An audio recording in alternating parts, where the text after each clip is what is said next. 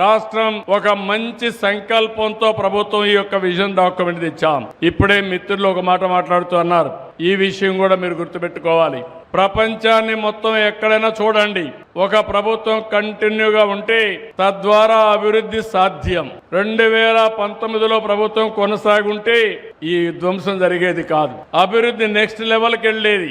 ఈరోజు భారతదేశంలో ప్రధానమంత్రి గారు నరేంద్ర మోడీ గారు 11 సంవత్సరాలుగా ప్రధానమంత్రిగా ఉన్నారు. దీనివల్ల అభివృద్ధి కొనసాగుతుంది, కంటిన్యూటీ వచ్చింది. అందుకనే మీరు చూస్తే ప్రపంచం మొత్తం భారతదేశానికి గుర్తింపు వచ్చే పరిస్థితి వచ్చింది. కొన్ని దేశాల్లో మనం చూసినప్పుడు ఎవరైతే ఒక టర్మ్ ఉండి నిరంతరం పనిచేస్తారో ప్రజలు కూడా దానికి అనుగుణంగా ముందుకు పోయి అభివృద్ధి సాధించే పరిస్థితి వస్తుంది.